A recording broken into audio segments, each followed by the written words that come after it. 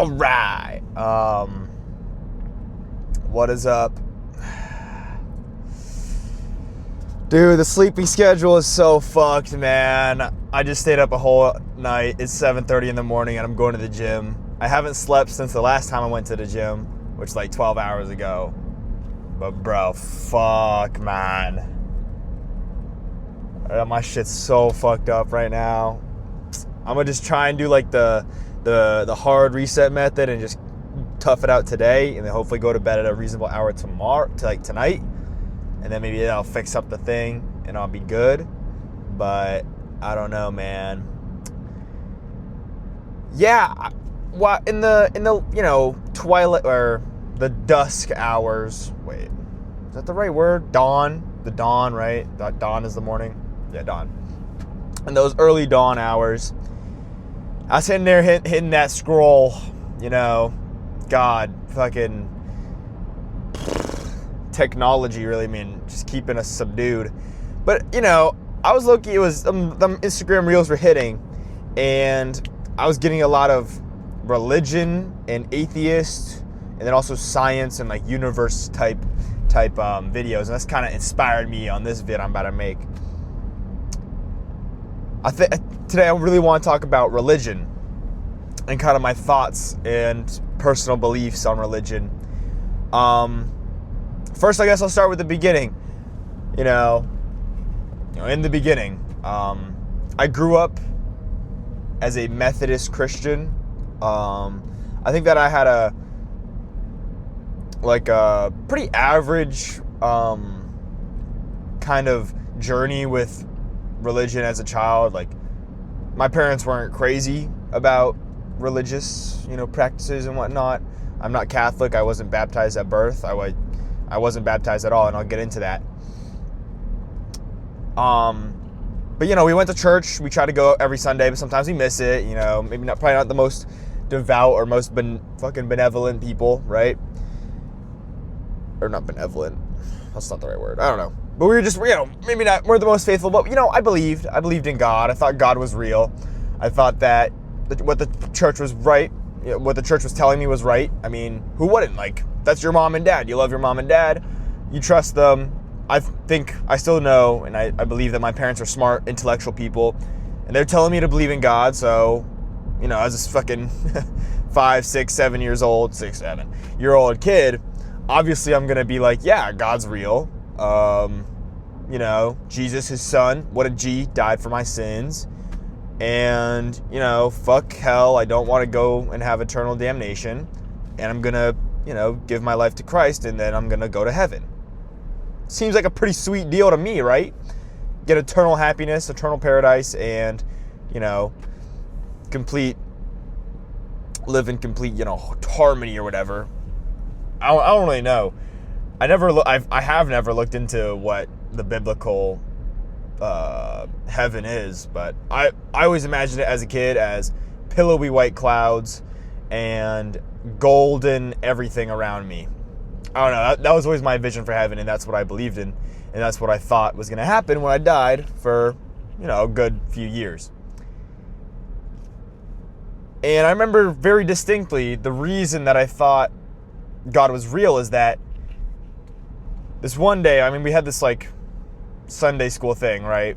And the pastor or the youth pastor or whatever said that you should, when you're ready, you should go out, be alone, maybe go outside or something like that, and go and try and give yourself to Christ.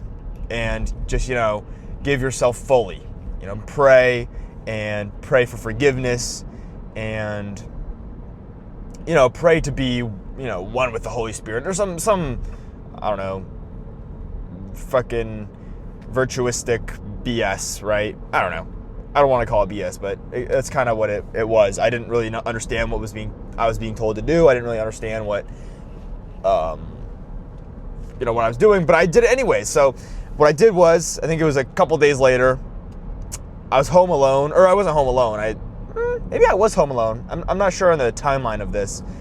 The timeline I'm gonna say of like my ages of when all this stuff happened could like be totally off. I have no clue. But I don't know. I think I might have been home alone.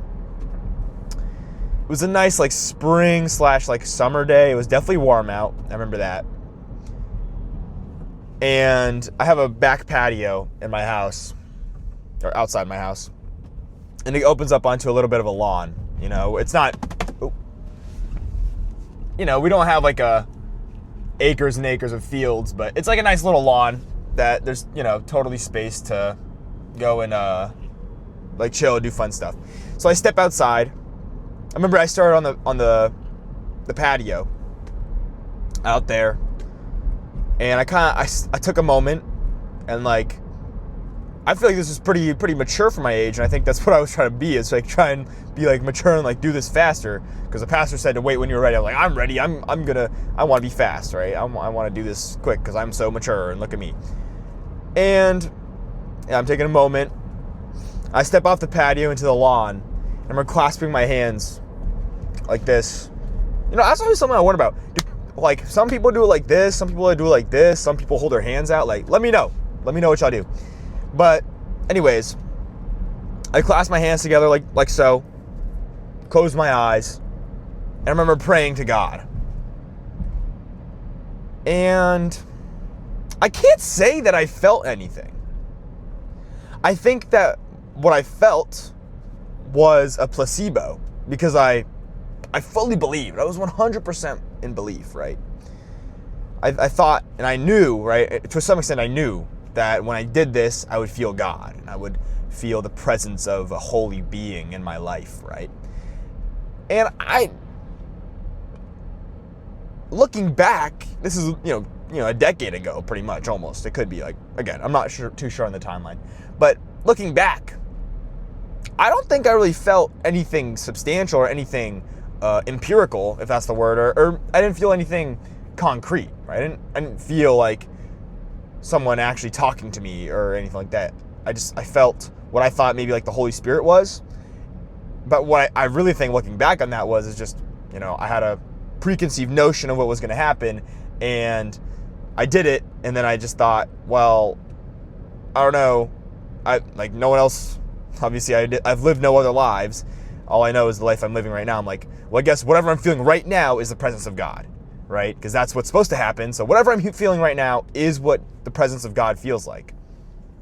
So, and like I went with that, and I thought that I knew God, and I thought that I had, you know, been blessed by His holiness or whatever. So I believed, right? And I believed. And I have no distinct moment. I have no kind of like, I have no event that I can point to and be like, that was the moment it just clicked for me that I don't believe in God anymore. But somewhere along the line, I think what it came from was that my family really stopped going to church for a while. I'm not really sure why we did that, but you know, I'm like, 8, 9, 10, 11 years old or whatever. I don't have a car. I'm not, like I've said, like my family was never really super devout. Like I didn't really like going to church anyways. Like I always thought it was a waste of time, even though like I believed. And I was like, okay, this is kind of dumb or whatever. So I was like, I don't really want to go. So it's not like I'm begging my parents to go to church. They're not too pushy or forcey with it. So it's like, whatever. Fuck you, buddy. Like I just totally did the wrong, whatever. Forget about it. I just realized right now I'm wearing a shirt with Jesus Christ's face on it. Yeah, bro. This is the Brazil Christ the Redeemer shirt, and I'm wearing it. It's one of my favorite shirts. So it's like a jersey. It's like a cool like soccer graphic jersey or whatever. I like it. It's my favorite. It's like probably like top 3 shirts. And okay, so where was I? So we stopped going to church as frequently. We kind of like didn't go to the church for like a few years, or maybe like a couple years. And I started to learn more science, stuff like that. And I really started to like realize that religion just wasn't for me. And I remember my brother got baptized. And at this time I'm still questioning. I'm questioning a lot of things, right? And my brother gets baptized, that's lit. Like a year or so goes by, my mom she started dropping some crazies about her. She said, "When are you getting baptized?" What? Boy.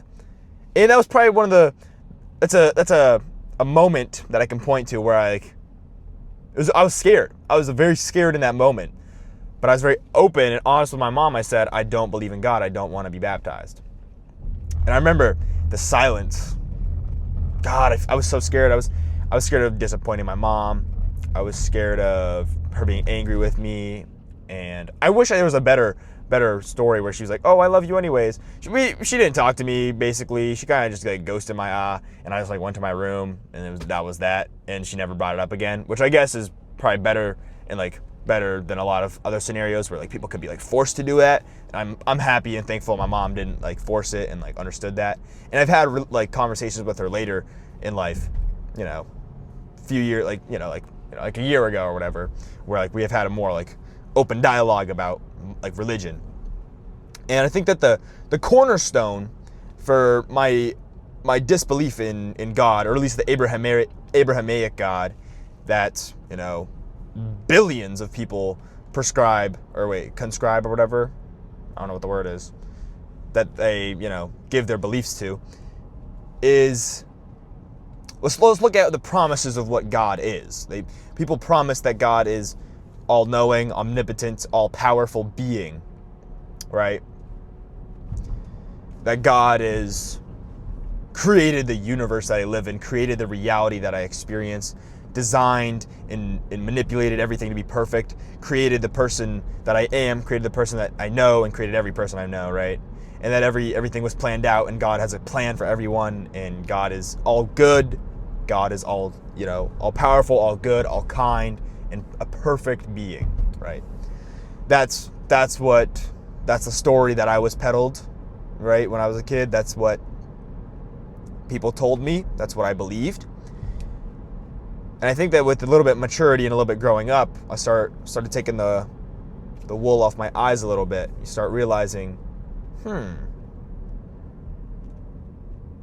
if God is all-knowing, right, and all-powerful, that means that he knows of the tragedies happening in his life. And I think, I'll say this, I remember distinctly, so I have an older sister who passed away at birth. So she was born prematurely, and she lived very briefly. She had a very brief life, and yet a life nonetheless. And then she died. And I remember her name was Iara Allison. That was what was going to be her name, or what was her name. I remember very, very distinctly. I remember asking my parents, I said, she was never baptized, and she never gave herself to God like I did that one day on the lawn. And she never asked for forgiveness. Does she go to hell? And my parents said, no, of course not. She doesn't go to hell. I mean, God has a special rule, for people that were just died or were killed as babies or whatnot, because they never sinned. Right? They never sinned, so they don't die. And she doesn't go to hell. She doesn't go to hell, right? She goes to heaven because she was a pure being. And I thought, that's pretty smart, God. See, that's a pretty good idea, because that would be totally unfair. And yet come to find out that my belief system that I had grown up with, the Christian belief system that I was born into, in the Methodist belief system, is not the only Christian belief system, right? There's Catholics, there's everything. And I find out why Catholics are baptized at birth. And from my understanding, it's because, they see people that are not baptized as people that go to hell. And I start to seeing these things like, well, wait a dang minute. That means you're saying my older sister died and she just went to hell and she never did anything. Like, she had no chance. She did not have a chance, right? That's not fair at all. I'm like, how? And I'm started looking like, well, how can because we believe in the same God, and if God is real, then there's one God, right? It's not gods. We're not living in ancient Greece, right? It's one God. Now, how could he, or they, have different rules for different people and for different groups of people, different people that believe in stuff, right? And that starts begging that question. Why is your God, same God as mine, why is he not all kind or all righteous, letting my sister go to hell? And now that doesn't sit right with me. And that kind of me thinking about, like, how is that possible? And I mean, this is a famous argument for the non-existence of God. And I think it's called like I'm probably not gonna be able to swish this 3 right here. It's like the Epichardox paradox or something like that. Epicardus paradox. Something like that. But it's just a simple paradox of thinking like, man, you have an all-powerful, all-knowing, all-kind God. Well, if there's just sinful injustices, right? Like, bone cancer in children. Now that's pretty fucked up. If God knows that that's true, God is all powerful and he's all knowing, why does that exist? That means just the mere fact of, kids dying of rabies in third world countries, frothing at the mouth as they didn't have access to adequate healthcare, or just the fact that rabies exists, or the Black Death, or mosquitoes, or mosquitoes that carry malaria, or Ebola, stuff like that. Just the mere fact of that existing proves that God is either not all kind, or not all powerful, or not all knowing. And that's just one of many reasons I don't believe in God. I think that's probably like the biggest one that I can point to. But also just some other facts. And I might sound like I'm kind of beating a dead horse here, but I'll get to that in a second. I also think, you look on the grand scheme of things, I think, what is it, like in purgatory or something like that? Or, I don't know. That's not the right word. But I'm thinking like about all those people that, first of all, I'm talking about one God, right? There are like thousands and thousands and thousands of religions and like deities and gods and goddesses that people have believed to and have, worshipped benevolent. That's not the right word. Have worshipped. I don't know, have, worshipped in their lives, or in the history of the world, Ra, ancient Egypt, Zeus, Odin, Loki. I'm sure there's some Shinto and like gods like that. Then there's probably like, those are all people that have been worshipped too. And then also there's Shiva, stuff like that. There's so many gods. Why is it that my God that I was born with, right? Like, I was kind of just born into a family that believed in it. Like, if I was born into a Hindu family, is it Hindu? If I was born into a Hindu family, then I'd be, worshiping Brahma or something like that. Like, it's not like there's one God that everyone believes in on earth, right? That's kind of like just a proof of these other existences. Like, who's like, their faith is just as much faith as like I have in God. Like, why does a fucking Hindu person's faith not count for the same thing, right? Like, I don't know. That just kind of that never sat right with me. But I think what's really important, what's super important to throw out here is that, first of all, I have a deeply seated appreciation, I think, and a deeply seated compassion for my fellow man, I think. I hope that's true. But what I want to say is that I don't think that I have any more license than anyone else to say, I'm right, God doesn't exist. When we die, nothing happens after death, and you just die. Like, I don't have any more knowledge. I don't have any more, experiences or observations than anyone else. And I'm not going to sit here like on my high horse, be like, I'm right, you're wrong kind of thing. And I think that, honestly, hedge your bets, man. If you think God is real, go for it. I just personally don't, and what I really condemn and what I really, will sit on my high horse at is people who do believe that just because, they have a different belief system than someone else, that means that gives them any rights, that gives them any power, any, kind of license to go and, first of all, persecute those people or hate those people or think that they're better than those people, because no, you're not. Sure, you can believe these things, but that doesn't, end of the day, we all are just like a bunch of clumps of cells hurtling around an infinitely expanding universe, and who the fuck knows? You know what I mean? Like, anything could be real, anything could be fake. It don't really matter. I'm not going to sit here saying I know more than anyone else.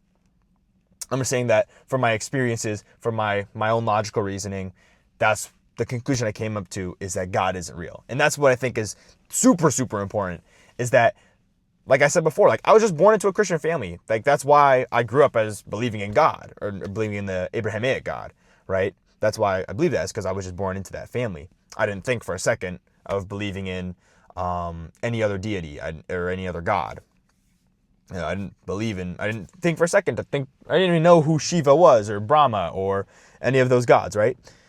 So what I think is extremely dangerous is if people never think for themselves, never have a moment, and let's say my logic, intelligent design, that's a famous argument for God's existence. I said, I looked at the world and I saw, wow, it's just impossible for this world to have this much, exact things to line up for me to be born, or for the world to spin. So that's why I believe in God. And if that's the logic I came to, good for me, man. As long as I'm exercising my own ability to logically think and think about the world around me, and not just, believe in something because my family or my parents or the people around me believe in it, then I think that's fine, right? And that's what I hope that all these people do. And that's something I see in a lot of people that are religious, is that just the vibe I get a lot of times is that they never really critically thought, and they're not okay with having their ideas challenged.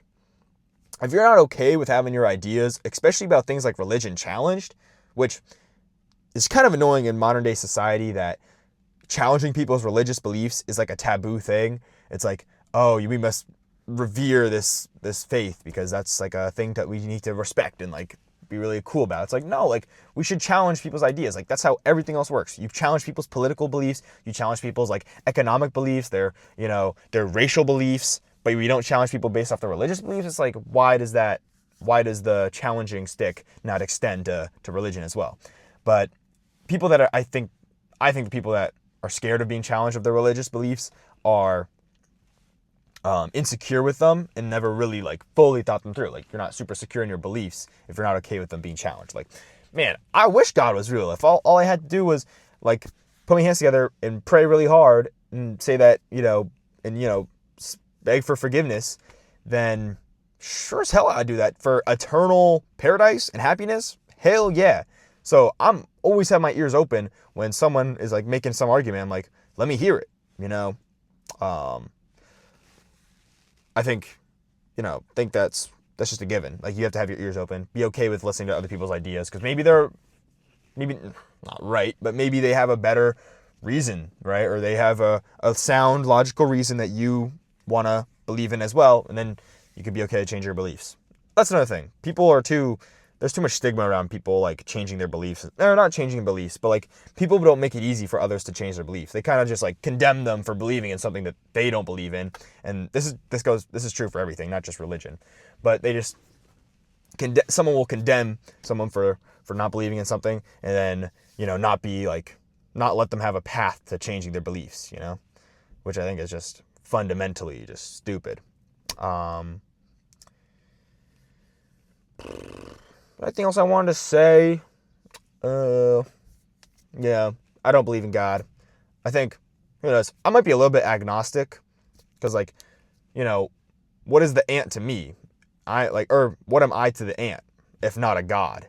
I can spit on an anthill and they'll think it's raining. I can stomp on the ground next to it, they'll think there's an earthquake. And I can destroy their anthill with that. What is that if not I am a god to it? The ant cannot fathom my brain and cannot fathom my intelligence. They don't even think that I think, right? It is 1,000,000% conceivable that there is some higher order of being above us that is just walking by and we're the anthill, right? Like, that's totally conceivable. That's why I don't be dissing on people believing in God. I just don't believe that, you know, we guessed the right higher order of being to be this random God because of the stuff I said before about like the all-knowing, all good, all powerful. It doesn't really add up with the world and the lived experiences that I see. Yeah, that's another reason why you can't really hate on people for having these religious beliefs, and it's completely natural for people to want to see order because that's what humans are. Like, we look for patterns, we look for things that, make us feel safe and secure, and having a feeling of like, yes, there's a higher purpose. Yes, there's something better than this after I die. That gives people a lot of like security and it's like a safety net. It's like, if your life's not that bad is not that good on earth, it's okay because you're going to go to heaven and you're going to have this life or whatever, right? Which I think is totally fair. Like, it's fair to believe that. It'd be weird if we didn't, find that. But what I think you just have to look at is that all throughout history, like, if you look at old, I think it's Mesopotamia. If you look at Mesopotamian culture, they have two rivers in Mesopotamia in this old ancient civilization. They had the Igris and the Tigris, I think. I hope I'm getting that right. They had the Igris and the Tigris, right? In Mesopotamia, these two rivers. And these rivers are famously known for not being very they don't have a lot of pattern to them, so they don't flood yearly. They're unpredictable. They're kind of like aggressive rivers, if you will. They're not the best for helping you farm. And so if you look in their culture, the deities that represented these rivers were angry, mean-spirited deities, because these deities and these gods were used to describe the natural phenomenon that we couldn't, they had no way of understanding how a river bends and flows and how it works, and the tides and where the river's flowing from. They didn't have the tools and the observational capacity to understand that. So they had these gods who were mean and angry, were used to explain away this natural phenomenon, right? Then you look at the Nile god, the Nile in Egypt, right? A famously very predictable river. It floods yearly and led to the prosperity of ancient Egypt. That deity is known for being very chill and very kind and very nice, right? They're both the same. They're all deities for the same kind of thing. It's all for a river, but one is nice and kind, and one is and a couple of them are angry and mean. It's because of the natural phenomenon that people observed, and then they use religion and supernatural beings to explain these phenomena because we didn't have the tools at the time to explain them with science. But once we get those tools, then we like, that's kind of stupid. Right? We look at these deities like, look at what they were doing. It was just a mean deity because the river was mean. They couldn't explain why the river wasn't acting nice, right? And so when we have science to explain all those away, we kind of get to the point of, man, we need we have bigger and bigger questions about why are we here on the universe? Like, what is our purpose? What is our meaning in life? And now we use those. Now we've created deities and we've created gods and religions to explain away those like issues and those problems, right? That's how we do that. So, that's why we have gods that explain away all these things. And I think that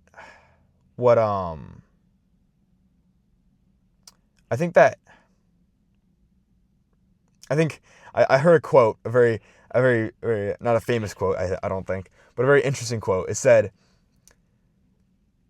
oh God, I'm going to butcher it. If religion is,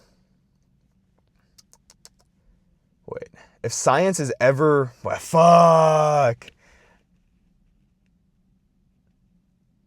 if science, like, it's something where science continues to explain away, like, what religion has previously explained, then religion is only existing in the ever-receding pocket of science's ignorances. Something like that.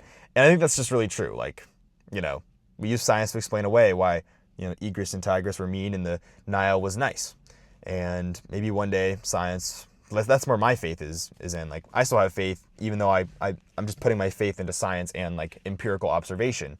So my belief is that I have faith that science will one day, or maybe not during my lifetime, or maybe not ever, but I have faith that we're working towards being able to explain away those supernatural and those bigger life questions of like, why are we here, meaning of life? And maybe science won't be able to explain those. Those are pretty hard, and those are more philosophical kind of questions that I think, in my personal opinion, you have to answer yourself. You have to answer for yourself. And the meaning of life is not going to be the same for everyone, because we're fundamentally different people. We live fundamentally different lives. So how could the meaning of such lives be the same for everyone, right? So I don't think science will be able to answer those, but maybe science will be able to answer how the world started, how the universe started, stuff like that. Yeah, that's all I really got today. I just remember, again, like, don't be spreading no hate over things, and you got to be able to function with people that don't believe the same things as you. You got to have healthy discord with people, have your ideas challenged, be okay with that, because remember, like, you're just insecure if you don't let your ideas be challenged. Yeah, I gotta fix my sleep schedule, bro. It's like 8 in the morning. About to go hit this crazy lift, see if it's any good. Do a little hitting up my back, and obviously do some cardio. But yep. Ooh, my tongue's blue from the blue raz gushers on TikTok. They got me. Yep, got nothing else to say. So, peace out. Like, comment, subscribe, post notifications on, and let me know what how do y'all maneuver your hands when you be praying? Y'all do like the hand holding, or like this. Hit one of these. I don't know. Let me know though. All right, peace out, guys.